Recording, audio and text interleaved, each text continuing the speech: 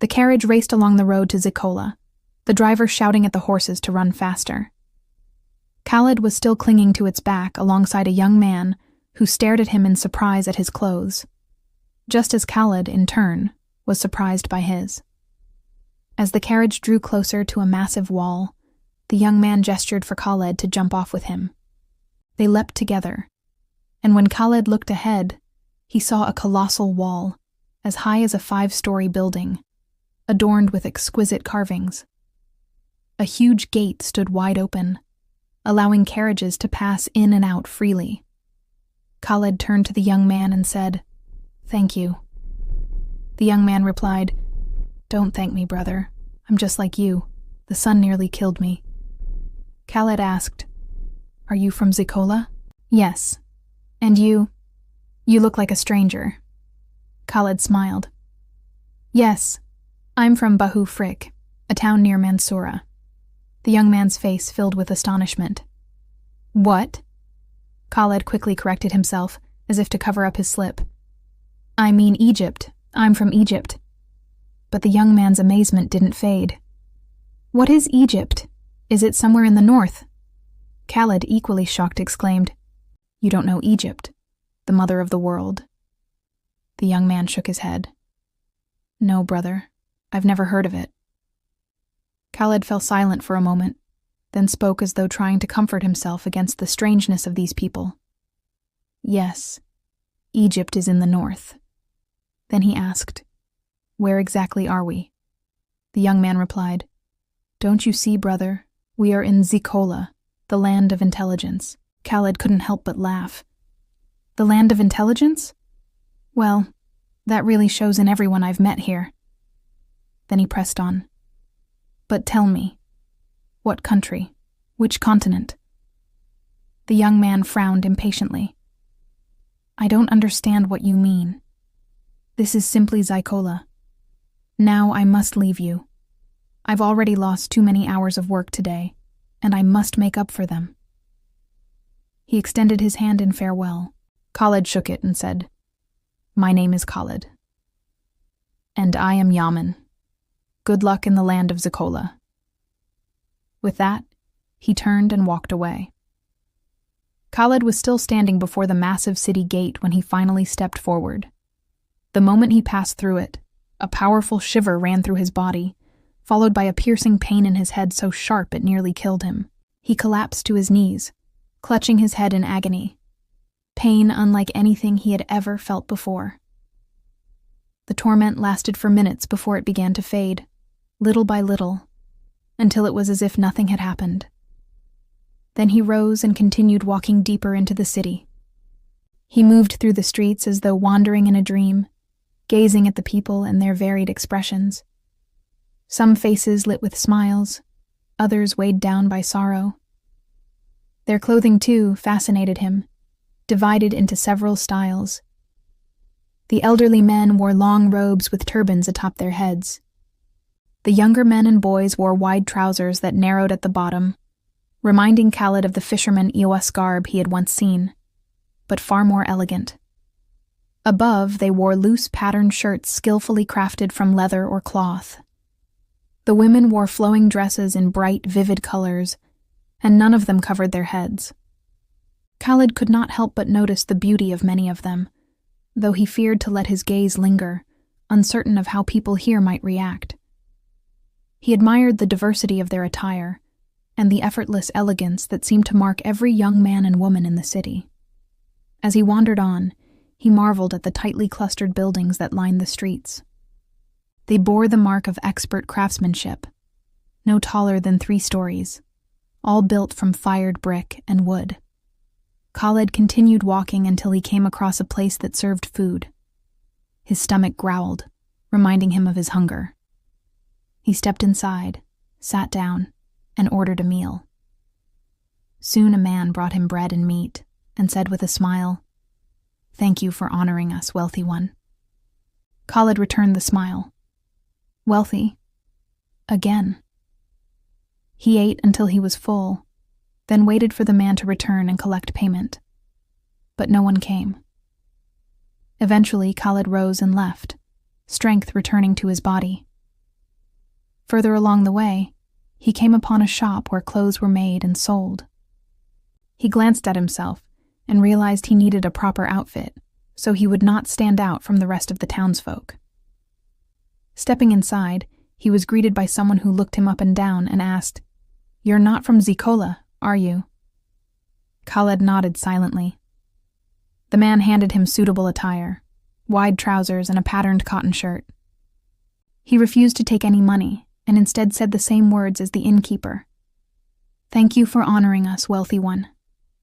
Khalid smiled, recalling what the two strangers in the desert had told him, that he was strange because he was generous. They must have been mad, he thought. For what he had seen of the city's people so far was not just generosity, but an excess of it. He walked through the city in his new attire, his eyes wandering here and there. Soon, he noticed something he couldn't quite understand. Every place for buying or selling had numbers written on it. 10 units, 5 units. Units of what? He had no idea. He kept moving forward until night fell. To his surprise, despite the city's wealth and grandeur, electricity had not reached it yet. But just as he wondered, flames lit up across the streets, flooding the city with light. The glow was no different from the lamps he knew. It was, in its own way, another marvel of engineering. Afterwards, he sat at the side of one of the streets, fighting off drowsiness. Yet the people around him seemed busy preparing for something. Families gathered, laughter echoed, children danced in delight. He asked himself if there was some kind of festival. Indeed, it seemed so. The thought comforted him, for everyone was out of their homes, and that would ease his loneliness in this foreign place. Soon, a boy approached him. "Why are people celebrating like this?" he asked. Khalid teased the boy with a smile. "And when does it begin, then?" The boy looked at him curiously. "Why is your accent so strange?" "I'm from the north," Khalid replied. "I'm a stranger here." "You were a stranger," the boy corrected him. "But now you belong to Zikolla." Khalid smiled and placed his hand gently on the boy's head. "I know Zikolla is a land of generosity." The boy nodded eagerly. "Everyone is preparing today, but the true celebration will be tomorrow. It is the greatest festival in the world. People come from faraway lands, gathering on the nearby plateau just to witness it." Khalid's curiosity grew. He asked what the celebration was for, and the boy's face showed sudden surprise. "I thought you were a wealthy man," he said. "Please don't make me doubt my ability to recognize the rich." Then he continued, with a proud smile. "Tomorrow marks the festival of Zikolla, the day that makes this city the most famous in history, the day that fills every soul in Zikolla with joy." He paused for a moment before adding quietly, "Everyone, except for one person, of course." Khalid frowned.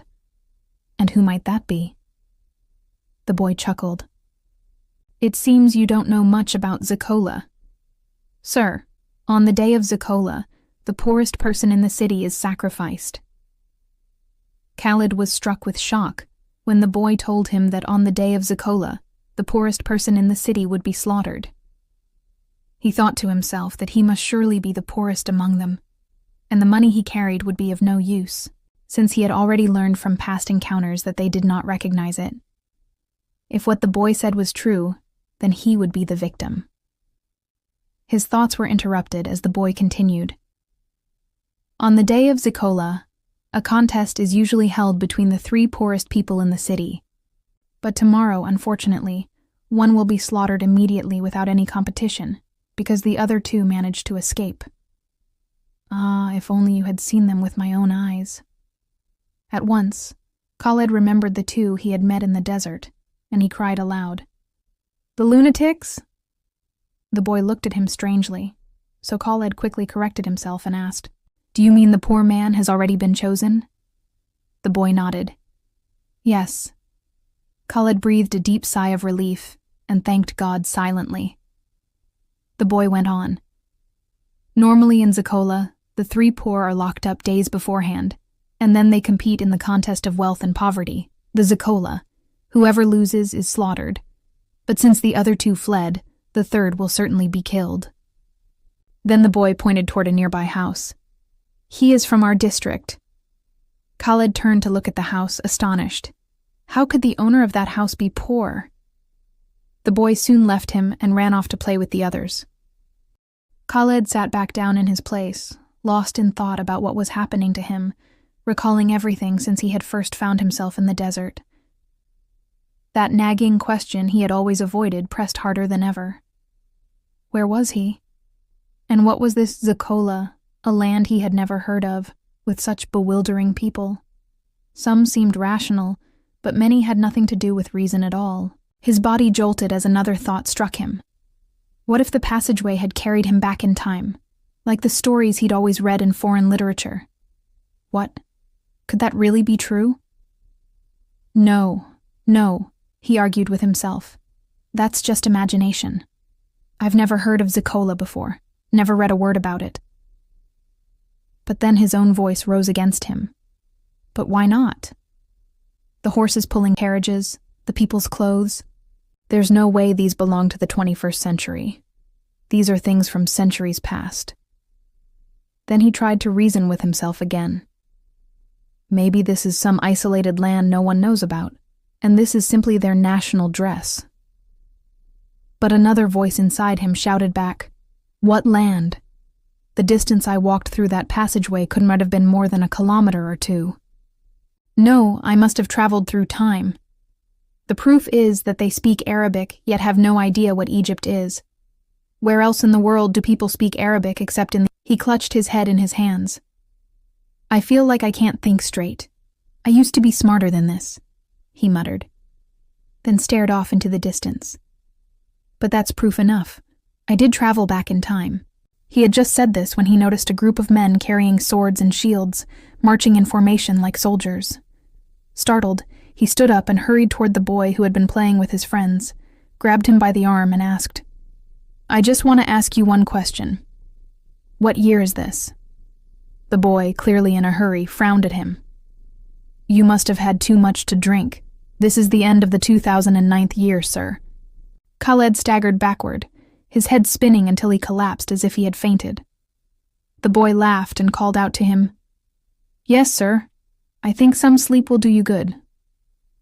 Then he left him there and walked away. The next morning, Khalid opened his eyes to the sound of a loud commotion. He found himself lying on the side of a street. Quickly he stood up, brushed the dust off his clothes, and tried to fix his appearance. As he looked ahead, he rubbed his hair in astonishment. Crowds of people were walking in perfect order in one direction, all of them dressed in what seemed to be brand new clothes. Men held the hands of women. Girls walked hand in hand with other girls, faces glowing with extraordinary beauty. They moved joyfully, each wearing a garland of flowers around the neck, while enchanting music filled the air. Music unlike anything Khalid had ever heard. The players wore unusual garments, carrying drums, stringed instruments, and wind instruments he did not recognize, yet they produced a sound so magnificent it captivated him. Among the crowd were young men on horseback. Each had a girl seated behind him, her left arm wrapped around his waist, while her right hand waved flowers high into the air. Khalid smiled. Now I know why everyone looks forward to this day, he murmured. His eyes followed acrobats performing daring tricks until, suddenly, he spotted the wealthy carriage, the same one he and Yamin had clung to back in the desert. It now rolled proudly through the throng. From it stepped a stunningly beautiful young woman. At her appearance, the crowd erupted with joy, their excitement growing as she began scattering flowers. People rushed eagerly to catch them. She tossed flowers high above, and young men collided in their desperate attempts to seize them, which only widened her delicate smile. Khalid watched, deeply moved, his gaze fixed on her face, a strange calm settling in his heart. Then a young woman approached him. Why are you standing alone? I can accompany you today, free of charge. Khalid glanced at her, then back at the girl from the carriage. No, thank you, he replied, turning away. In the distance, he caught sight of Yamin. Pushing through the crowd, he reached him with some difficulty. Yamin, do you remember me? Khalid called out. Yamin smiled warmly. Of course. Welcome, my friend. He looked Khalid over. Congratulations on your new attire. So, how was your first day in Zikolla? With all the noise around them, Khalid had to raise his voice. My first day? I don't even understand what's happening to me yet. Yamin chuckled. Perhaps because these are Zikolla's festivals. Once they're over, life will return to normal. These days are exceptional, unlike any others. Khalid grinned. If only that were true. So tell me, where's your lovely companion? Yamin frowned. What? Khalid laughed. I mean your beloved. Most of the young men seem to have someone with them. Yamin smiled faintly. No. I haven't committed myself to anyone yet. Khalid looked ahead. And where are we heading? To the celebration ground. Yamin replied with a laugh. Where all of Zikolla's people gather, and where someone will be sacrificed. Ah, yes, the poor man, Khalid muttered, walking alongside Yamin with the others. Then he pointed toward the girl tossing flowers from the carriage. Yamin, who is she? That's Asil, Yamin answered. Zikolla's physician. Asil, the physician, Khalid whispered to himself. At that moment, she threw a flower high into the air. It drifted toward Khalid, and though many young men leapt for it, he used his height to his advantage, catching it before anyone else could. He looked at her, smiling. She returned a smile so radiant that he stood dazed for a heartbeat. As they walked on, Khalid breathed in the sweet fragrance of the flower in his hand. The music soared through the air, the scent of blossoms filled his chest, and for a while he forgot the questions he had been asking himself about the land of Zikolla. He kept close to Yamin, his eyes drawn to the carriage and to Asil, who smiled each time someone caught one of her flowers. But another girl, the one whose offer he had refused earlier, never stopped staring at him. Whenever his eyes accidentally met hers, she would stick out her tongue in anger, making Khalid laugh quietly to himself before turning back toward Asil, inhaling the perfume of the flower and smiling. They continued until they reached a vast field. Khalid was stunned to see an enormous crowd, surely more than 50,000 people. Who are all these people? He asked Yamin in awe. They are the people of Zikolla, Yamin explained. They've come from many different regions. We came from just one area. The others are from across the land. Just then, a young man rushed toward Yamin. They embraced tightly, Yamin's face lighting up with joy. This is my lifelong friend, Iyad, Yamin said proudly, before gesturing to Khalid. And this is Khalid, my new friend. He seems an honorable man, and I'm sure he'll be yours too. Khalid shook Iyad's hand with a smile. Yes, we'll be friends until I leave soon. Iyad burst out laughing. Leave? He turned to Yamin, grinning. Your friend wants to leave. He laughed again, but Khalid's face darkened at his mockery. He looked back at Yamin. Is it really so strange that I want to leave? Yamin was about to answer him, but he signaled for silence as the drums beat louder and louder. The crowd fell silent. The music stopped. Then, a huge man climbed up onto a raised platform, a long sword in his hand. Khalid instantly realized what was about to happen. An execution. The boy had been telling the truth.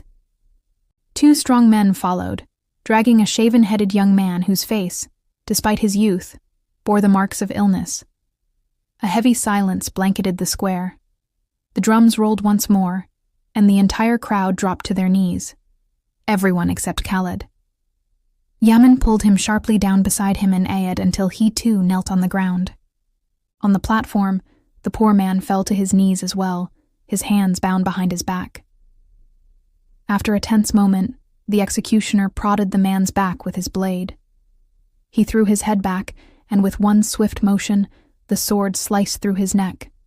Blood splattered across the platform. The townspeople erupted in cheers of delight. The music struck up again, and they began to dance and revel as acrobats returned to perform. Khalid, however, trembled at the sight. A violent shudder rippled through him. His heart pounded. His breath came fast. He stared at the headless body in disbelief, his hands running over his own face as if to check he wasn't dreaming. "Why did they slaughter the poor man?" he whispered to himself. "In our world, we help the poor. These people, they have no hearts." He turned sharply to Yamin and shouted, "Yamin, what year is this?" Yamin replied calmly, "We're at the end of the 9th year after 2000. Khalid gasped, 2009? How can that be?" Yamin smiled faintly, trying to soothe his anger.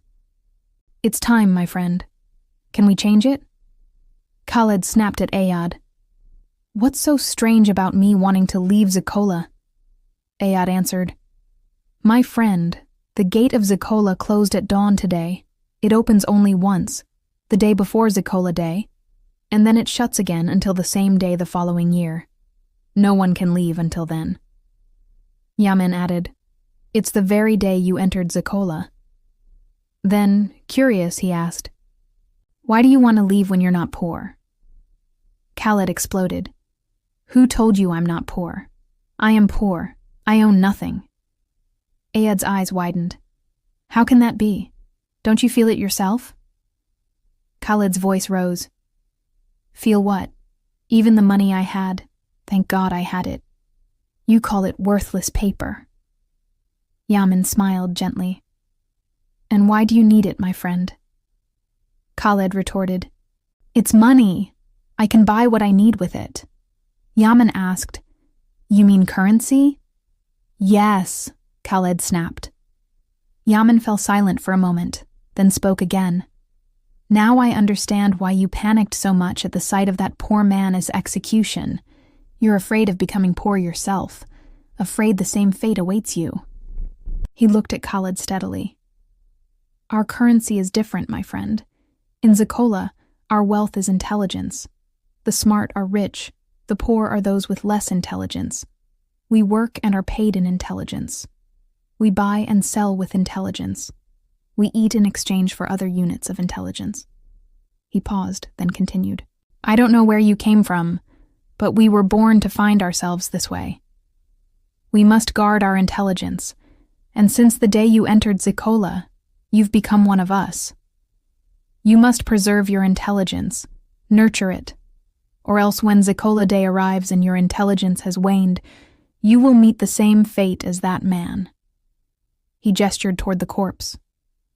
Khalid stared at him, bewildered. "Yamin, I thought you were sane." "I know you think we're fools," Yamin said calmly, "but we're the people of Zikolla. We are unlike any other place on earth, and the whole world knows it.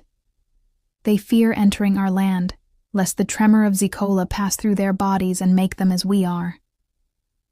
Khalid remembered that very tremor, the piercing pain in his head when he crossed the gate. Yamin went on, "You must believe us and protect your intelligence. Thinking we're fools will not help you. You cannot leave Zikolla no matter what you do. And when Zikolla Day comes, if you are the least intelligent, you will face the same fate." He continued, "You'll be here for a year. You'll need food, drink, clothing, and shelter. In Zikolla, nothing is free, except on Zikolla Day itself. On that day, there is no work, and a few things may be given without price, but very few. You must work, earn your wage in intelligence, and restore what you lose to meet your needs. Here in Zikolla, your wealth is your mind." A look of shock spread across Khalid's face. A creeping anxiety stirred inside him. He could feel his intelligence slipping since entering the city, his ability to think weakening, though he didn't know why. What Yamin was saying was impossible, until he remembered something. He turned to Yamin. "That's not true. I ate, I drank, I bought clothes, all without paying anything." Yamin smiled. "My friend, did you notice the prices marked in units at those places?" Khalid remembered those units he had once wondered about. "Yes." Yamin continued. "Intelligence units are not paid by hand. They transfer automatically between us. As long as you've seen those prices and stayed in those places, it means you agreed to buy. What you ate or purchased, its cost left you and went to the owner without your will. Strangers call it the curse of Zikolla." Khalid interrupted, dazed. "But I ate so much. And this outfit, it had the largest number of units written on it. The seller told me it was his finest clothing, and he thanked me, saying I was rich." Yamin replied, "Exactly, my friend. I noticed today you look a little different from the first time I saw you." Then he turned to Ayad. "It seems our friend has lost quite a portion of his fortune." Khalid asked eagerly, "But how did you know?" Yamin smiled. "Your face has grown a little pale, my friend." Then he added, "The less intelligence you have, the paler you become, and illness begins to show. That's how we know who is rich and who is poor. When you gain wealth, you appear healthy, even younger. But when you lose, sickness seeps into your body, until the day of ZYKOLLA arrives. Then the soldiers gather the sickest in the city and present them to Dr. Asil. She decides who is truly ill and who suffers from poverty. Then she selects the 3 poorest." Khalid cut him off.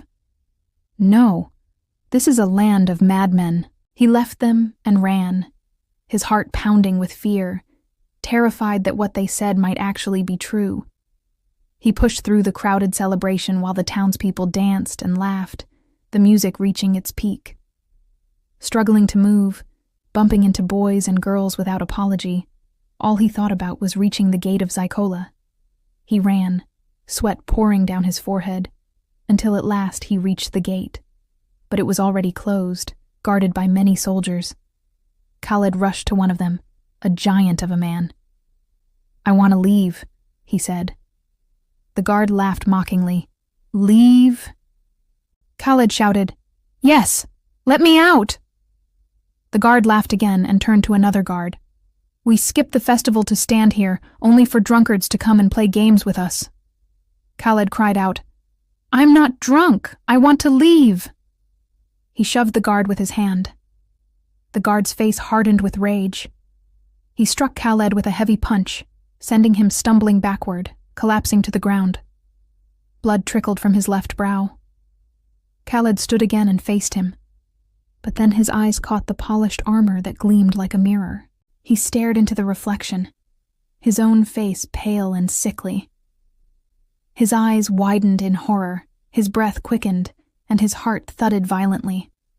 The guard's rough voice broke his panic. "Go back where you came from, or prison will be your fate." Defeated, Khalid touched his bleeding brow, realizing what Ayad had told him was true, and that Yamin's words were the dreadful reality he had feared.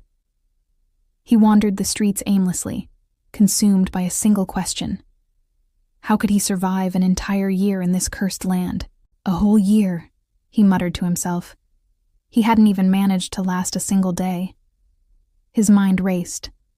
What if, by the end of the year, I am the poorest in the city?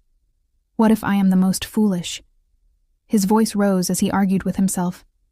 And my grandfather? Can he live a whole year without me? I thought 2, maybe 3 days, and I'd be back. A year? How can I survive here? Lost in thought, he was suddenly jolted when a horse struck him. It was pulling an elegant carriage, Asil's carriage. The driver shouted at him angrily as the carriage halted. Asil immediately stepped out to check on him, but Khalid, dazed and broken, walked away without looking back, ignoring her calls. She returned to her carriage, murmuring to herself, "If it had been anyone else, he would have demanded compensation." Then she ordered the driver to move on. Hours passed, and Khalid was still wandering through the city, his mind never ceasing to spin. Eventually, he found himself approaching a vast lake. He hurried over, tasted its water, and discovered it was fresh.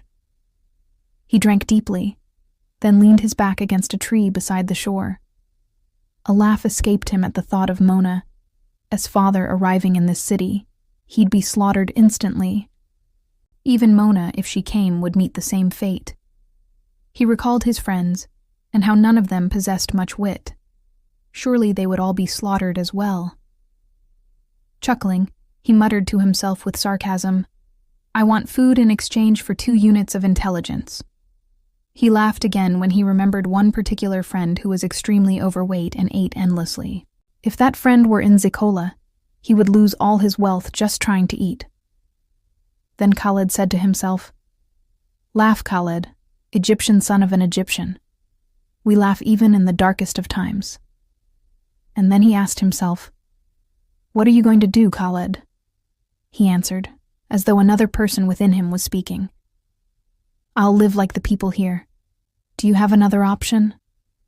And he replied as if he were the first voice again, "No." So he smiled, made his voice deeper, and said, "Then adapt to the situation. Welcome to Zikolla." Afterward, he looked up at the night sky, now lit with strange fireworks unlike anything he had ever seen. They painted the darkness in colors, and he whispered, "Zikolla Day." Then, after a pause, he added, "Just a few more hours, and it will be over. I'll see Zikolla as it truly is." He glanced around the lake and saw no one else nearby. Taking advantage of the solitude, he decided to bathe. No sooner had he stripped off most of his clothes, nearly bare, than he sensed movement. He heard whispers and faint laughter. Spinning around, he found 2 young women watching him. Hastily, he pulled his clothes back on, rushed to the tree again, leaned against it, and muttered jokingly, "No, I think sleep is the better choice." The night passed, and the sun rose. Khalid lay asleep by the tree at the lake's edge when he was startled awake by screams. Looking up, he saw a woman in the distance crying out that her son was drowning. Without hesitation, Khalid dashed into the water fully clothed. The boy was farther out than he had expected, and Khalid hadn't imagined the lake could be so deep. But he reached the child, pulled him close, and swam him back toward shore.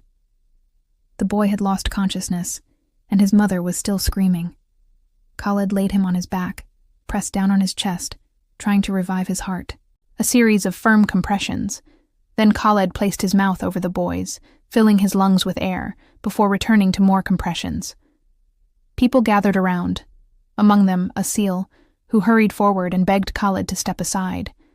But he didn't look at her, his focus locked on the boy. He continued pressing the child's chest and breathing for him until, at last, the boy gasped for air. Khalid pressed his fingers to the boy's neck and felt a pulse. He whispered thanks to God, then looked at the mother. "Thank God. He's safe." The mother, weeping, clutched her son and said, "Thank you. How much do you want in return?" Khalid shook his head. "I don't want anything. Anyone in my place would have done the same. Just watch over him from now on." The crowd stared at him strangely until Asil asked, "How did you do that? And why wouldn't you let me help?"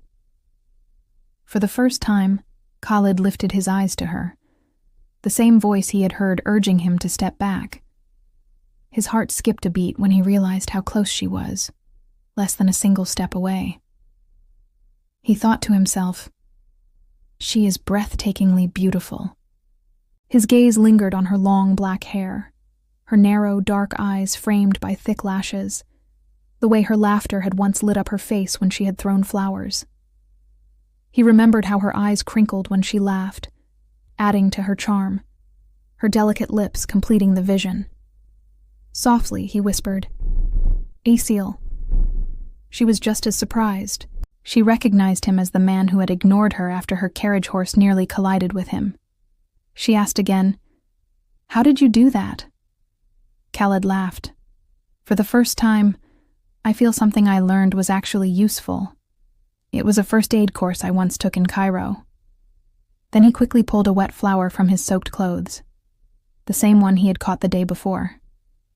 Smiling, he said, "This is yours. I kept it." But she ignored the flower and instead asked, "Why is your accent so strange? And where is this Cairo?" Khalid smiled again. "That's a very strange story. Of course you wouldn't know Cairo. I'm not from Zikolla."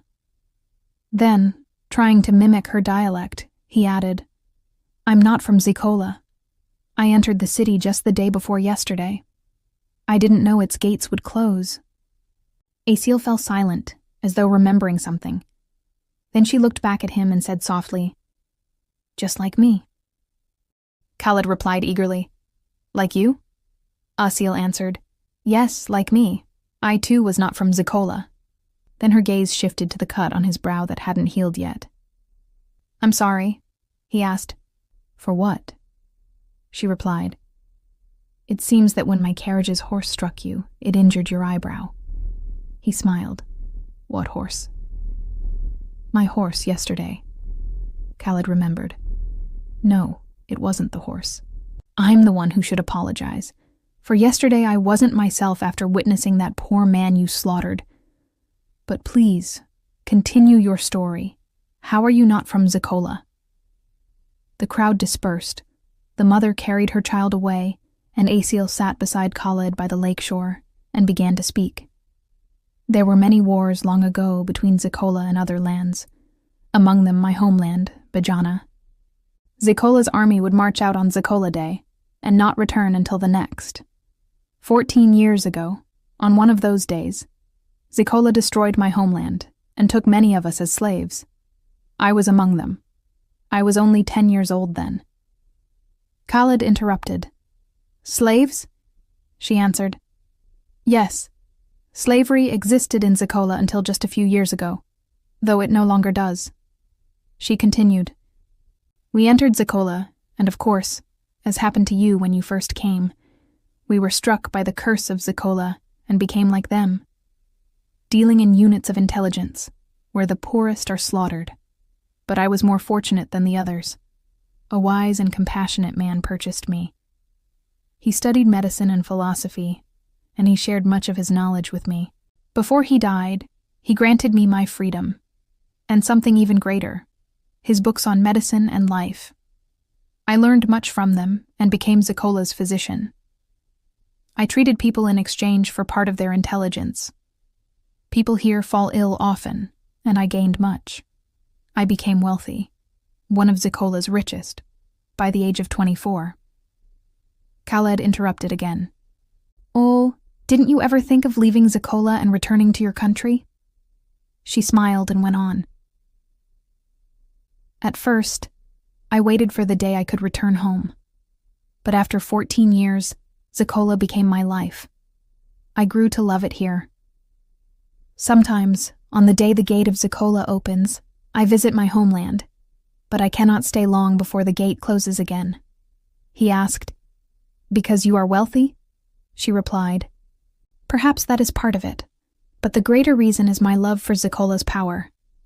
Then she added, "Despite its flaws, it remains the strongest among all nations. No other land dares to approach it. You will learn, as you live here, what grants Zikolla such strength, and I believe you will come to love it as I have." Khalid fell silent, reflecting on her words, then asked, "Zikolla, and your homeland Bajana, where are we in the world?" But before she could answer, a girl rushed toward Asil, telling her that a patient needed her urgently. Asil turned to Khalid. "I want to hear your story too. Where can I find you later?" He laughed. "Here, this is my place beside the lake tree." "Very well. I hope we can continue our talk soon." She smiled. "Here, by the lake." Then she left. Khalid pondered her story, speaking to himself. Zikolla may be a strange city, but clearly the whole world here is strange. Zikolla is only a part of it. Where is this Bajana? How do they live there? Then he smiled. So there are others with circumstances like mine. And who exactly is this Asil? Could I become rich here, like her? He paused. No, I don't want wealth. I want to leave this place. But where would I go? Even if I escaped Zikolla, how would I ever return to my homeland? He resolved. The important thing is to get out of Zikolla first. Then I'll think about how to return. But to leave, I must survive. Rising again, his clothes now dry, he told himself, I need to find work. Khalid headed into the city streets, determined to find a job that would at least keep him alive. But whenever he asked someone for work, they turned him away. He asked another, and was refused again. He searched and searched until his legs gave out, and he sat on the side of a street, only to see Yamin approaching and shaking his hand. Where have you been, my friend? Khalid smiled. Hello, Yamin. I want to work. I tried to find a job, but everyone refused to hire me. Yamin asked, Where did you look? Around this area, restaurants, shops. Then you looked in the wrong place. Here, people want big profits, and hiring you would cut into that. You'll learn everything about life in Zikolla with time. Then he added, But the city is full of opportunities. Do you want to work with me? Khalid answered, Yes. Without even knowing what I do? Khalid was surprised. Is it something dishonorable? Yamin quickly replied, No, it's respectable work. We work hard. We need strong men like you. The pay is small, but enough for our needs. And where is this work? Yamin smiled. Come with me and you'll see.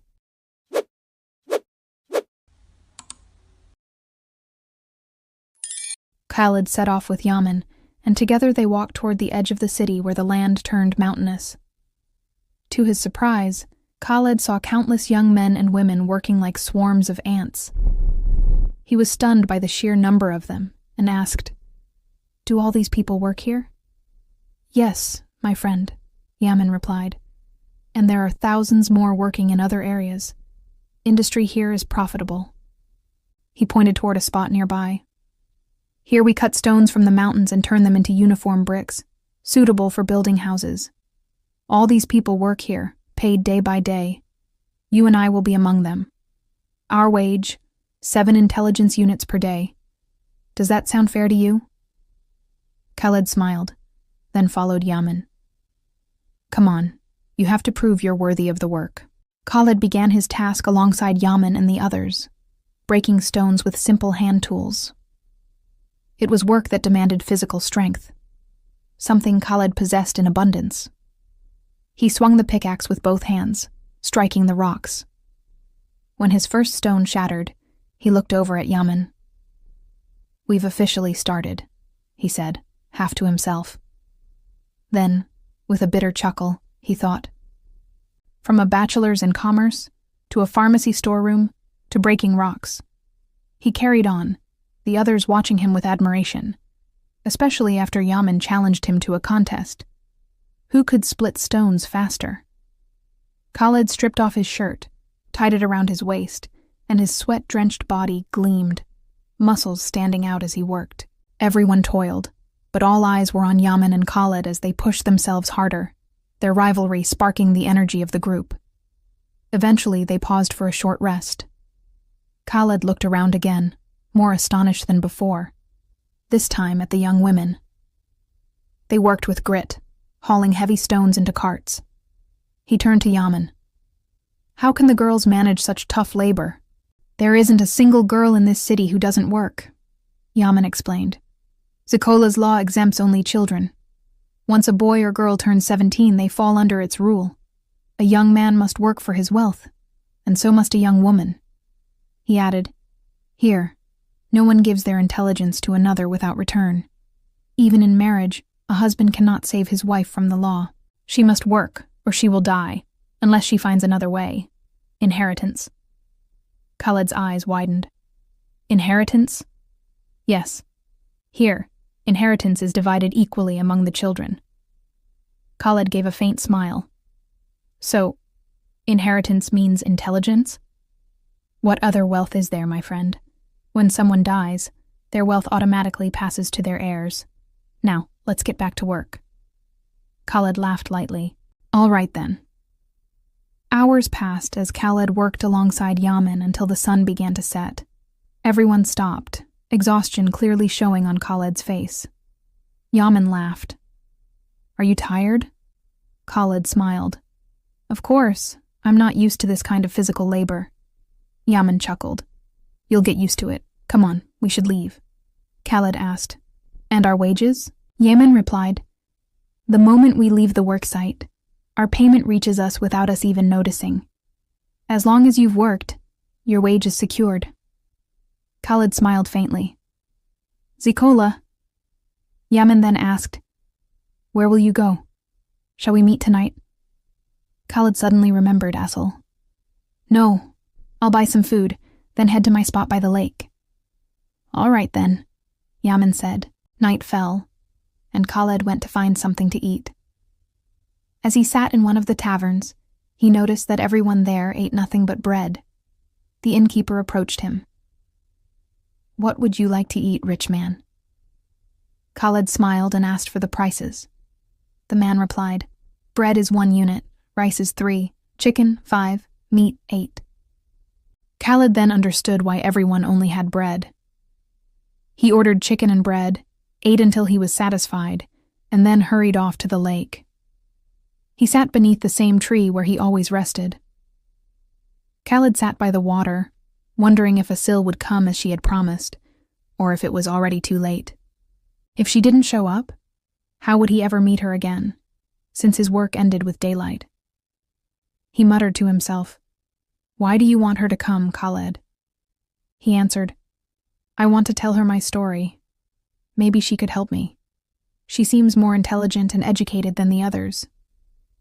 Then he asked himself again, Isn't there another reason?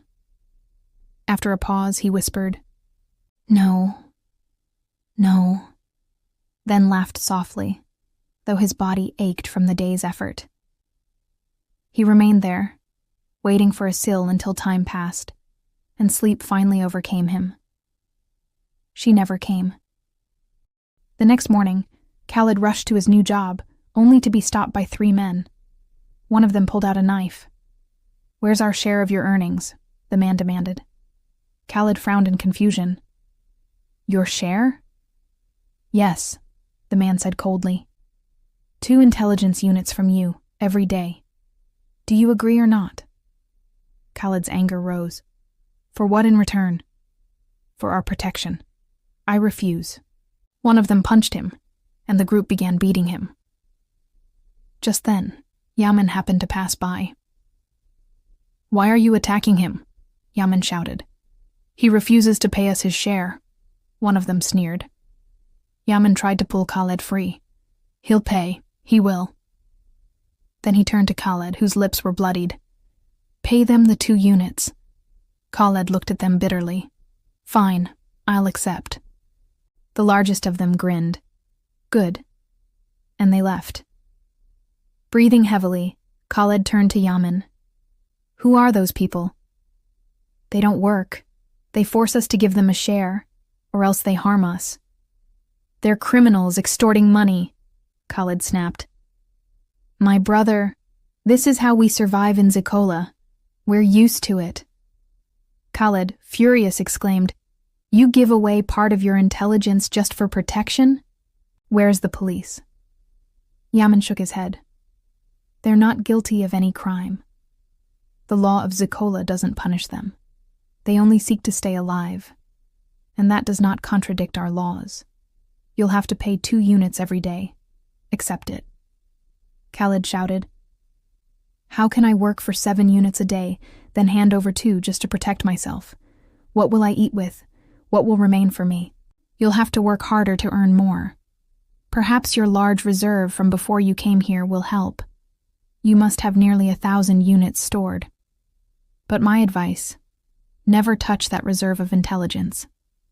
It is the only thing standing between you and poverty. Khalid muttered under his breath. I hope so. Yamin smiled. Come on then, back to work. How about a big challenge today? Days passed, and Khalid worked with Yamin making bricks from stone. One day followed another. He woke up, went to his work, and paid 2 units for his protection. Then he would swing his axe against the rocks, his once soft hair growing a little longer, his beard and mustache covering his face, and his muscles growing stronger. Many of the townspeople had begun calling him the strong stranger. He wandered the streets, laughing with this one and that, ate chicken and bread as usual, then returned to the lake to throw himself into its waters, easing his body from the strain of work. And every day he waited for Asil, refusing Yamin's invitations at night, whispering to himself, "Perhaps she will come today." But the days slipped by, and she never came. At last, he realized she must have forgotten her promise to continue their conversation after that one and only meeting. Still, he stayed on the lakeshore until sleep overcame him, then woke to repeat the same routine the next day. His face regained its color, his pallor vanished, as though he had recovered the wealth he'd lost on his very first day in Zikolla. One day, he turned to Yamin and said, "Yamin, I need pens and paper." Yamin stared at him in surprise. "For what?" Khalid answered, "There are things about Zikolla I want to record. I should make use of my time here. It's already been a month." "Well then," Yamin replied, "I know a place you can go. You'll find Zikolla's finest pens and papers there." He added proudly, "Of course no craft is better than Zikolla's. It was a place where books are sold. I think you will find what you are looking for." Khalid wanted to capture his days in Zikolla, memories in case he ever managed to leave, perhaps even a book that others could read one day. But there was another reason too. He thought that if Asil came to the lake one evening and didn't find him, he could leave a note by his tree telling her about his work and that he had been waiting for her each night. That thought, more than anything, fueled his need for pen and paper.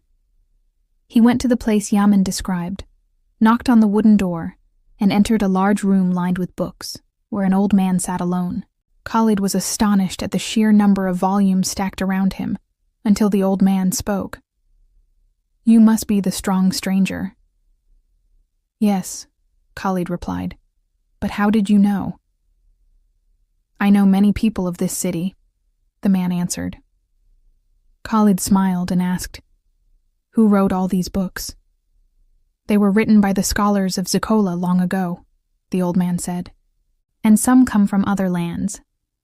Zikolla values both knowledge and work." "And have the people of Zikolla read them?" Khalid asked. "Many of them have." "Then these books must have brought you great wealth." "Not that much," the old man sighed. "Books are very cheap here. Perhaps it was enough that I once sold a single book, unlike any other I've ever sold." Khalid leaned closer, curious. "Which book?" "It was bought from me at the highest price Zikolla had ever seen." "Then it must have been a precious one," Khalid said in amazement. "I don't think so," the man chuckled. "At the time I had only read a few lines of it. But when I saw how badly the man wanted it, I demanded the highest price." He laughed softly and added, "It seems he loved fantasy." The book spoke of another land and of a myth called the Forik Vault. Khalid's heart quickened, his veins swelling with blood, when he heard the old man utter the words, Sardab Forik, and of another land beyond Zikolla. He asked eagerly, "Sardab Forik?" The old man nodded. "Yes, I remember that name well." "What did the book say about Sardab Forik?" Khalid pressed. Calmly, the old man replied, "I don't remember, my son. It was a very long time ago." "Was the book complete?" "Yes, my son." Khalid, his face tense, asked again, "Is there another copy?" "I don't think so. I've never seen a book about that Sardab except for that one." "And where can I find the man who bought it? Is he still in Zikolla?" The old man, surprised by Khalid's endless questions, said, "I saw him only once. He might still be in Zikolla, but not in our district. Or perhaps he left. No one knows." Then he asked, Why are you so interested? Do you enjoy fantasies? Khalid answered firmly. I must find that book. It's my only hope when I leave Zikolla. Can you describe the man who bought it? Khalid pressed further. The old man fell silent, as though reaching back into his memory. He was an ordinary man, tall, like you, broad-shouldered like you as well. After a pause, he added, his accent was strange, like yours. It resembled the traders from the north, whose speech we can barely understand. Khalid asked quickly, do you remember his name? The old man smiled faintly. I can barely remember your name, my son. Khalid whispered to himself. Tall, built like me, with a strange accent, searching for the book of Sardab Forik. Could it be him? The old man broke his thoughts. Why so quiet? Where has your mind wandered? Nowhere, Khalid replied. I just want to buy some pens and paper. The old man chuckled. Of course, my son. Take whatever you like. Khalid bought a few sheets of thick, yellowish paper, some slender wooden pens with sharp tips, each containing a small ink reservoir. He also purchased an extra bottle of ink, then left, heading back to the lake. His mind had not stopped racing since his talk with the old man. Could the man who bought the book be my father? He asked himself. Then he reasoned. Why not? Everyone says I'm tall like him, broad like him. He entered the Sardab, and the old man said his accent was strange. It must be him. Khalid lifted his gaze to the sky. Are my father and mother still alive? After all these years, could I see them here, in Zikolla? Then, staring at the lake, doubts crept in. What if it was someone else? Who else would pay such a high price for a book no one here values, in a land where everyone is so miserly? Perhaps someone who loved adventure, someone driven by the same desire that brought me here. Maybe another person entered the Sardab, someone other than me, or my father and mother. No, it was my father. No, someone else. No, surely it was my father. He sat before a fire he had lit on the shore of the lake, speaking softly to himself. It doesn't matter who bought the book, whether it was my father or another. As long as the book exists, there is hope. Whoever wrote that book surely knew how I can return to Egypt. Then, his voice rising, I must find that book. I must... Until a voice came from behind him. What book? Khalid turned sharply when he heard the voice behind him, and was startled to find Asil standing there, walking closer. He smiled. Asil? She smiled back. Yes. Then, after sitting down beside him, she asked, Do you always talk to yourself like that? Sometimes, he replied. But my thoughts can't handle any more right now. Why not? Today I discovered there's hope I can return to my homeland, but it's a distant hope. What hope? I learned there's a book. She cut him off. Wait. You know, I still don't even know your name, stranger. She smiled again. You didn't tell me last time. Khalid smiled. My name is Khalid. Khalid Hosni. She smiled softly. Khalid. That's a beautiful name. He continued. I discovered there's another book about the underground passage I came from. What passage? She asked. Sardab Forik, he answered. In truth, I don't understand a thing, she admitted. I came today because I told you I wanted to hear your story, how you entered Zikolla. He teased her with a playful smile. Yes, you came, after a month. She smiled apologetically. Yes, it's been a month filled with work, and I couldn't find the time to come. But I always remembered you. I never forgot how you saved that boy without expecting anything in return. I knew I would come to the lake one day to hear your story. Khalid laughed. You were thinking about me. She nodded. Yes, you haven't left my thoughts. I don't even know why. His heart lifted. She then asked softly, Were you waiting for me? No. He smiled shyly. Honestly, yes. I was starting to lose hope. But today feels like a day of hope. I've learned the book exists, and that the beautiful Asil is here too. Her cheeks flushed. Come on, she said. Tell me about your country, and about the book you found. The book you found. He paused for a moment, then began. You know I've been in Zikolla for a month. No one here knows anything about my homeland, not even my friend Yamin. All he knows is that my country lies somewhere to the north. I don't even know where that north is. He went on. At first, I thought the people of Zikolla were crazy. Now I'm afraid if I speak about my homeland, they'll think I'm the crazy one. He looked at her and asked, Will you believe me, Asil? She smiled, her eyes narrowing kindly. Yes. I see you're telling the truth, Khalid. I don't know where Zikolla is, he continued, or your land, Bajana. Since I arrived, I thought Zikolla was one of those isolated countries no one else heard of, like the ones we see on television. What? She interrupted, startled. Khalid laughed. Of course you wouldn't know television. I'll explain it to you later. He went on. The point is, I thought Zikolla was isolated, its people cut off from the world, like the Native Americans when Christopher Columbus discovered them. Who? She interrupted again. Khalid laughed once more. I'll tell you later. Just listen to me now. You won't understand any of this yet. Then he asked, Do you know Egypt? She answered as if hearing the name for the first time. Egypt? No, I don't. What about America, China, Africa, Australia? What are those names? These are countries in my world. My homeland is called Egypt. We speak the same language you do, Arabic, but in a different dialect, like the way I'm speaking now. All right. And where is Egypt? The same question I ask myself. Where is Zikolla? The answer would be the same for both of us. Is it as big as Zikolla? She asked. He chuckled. How many people live in Zikolla? She smiled, stood, and walked toward the lake before turning back.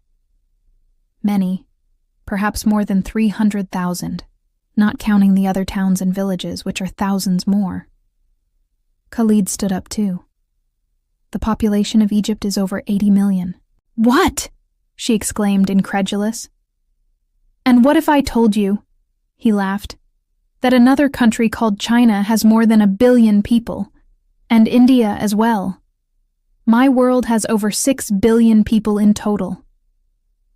She stared at him, counting on her fingers as if to picture the numbers. Then she asked, And how do all those people eat? Don't worry, he said with a smile. Everyone eats. Your country, Egypt. Is it beautiful? Do you love it? Khalid smiled, gazing out over the lake.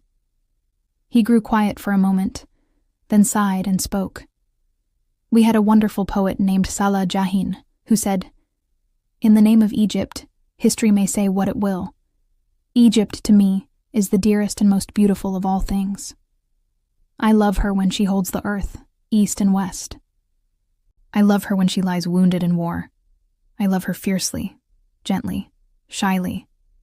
I hate her and curse her fate with a love like a sickness. Go on, Asil urged, her voice eager. He laughed. No, that's all I remember. My world is very different from here, he added. We have electricity, radio, television, the internet, and we use money.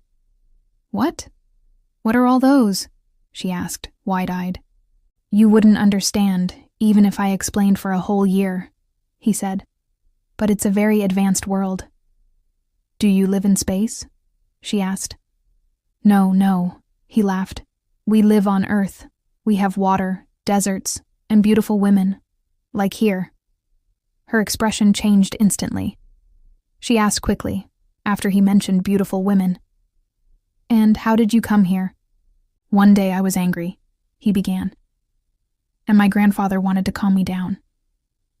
He told me about a passage beneath my city, called Al-Bao Forik. Its name was Sardab Forik. From the moment he told me, I don't know what came over me, I felt an irresistible urge to go down into the passage and discover what lay inside.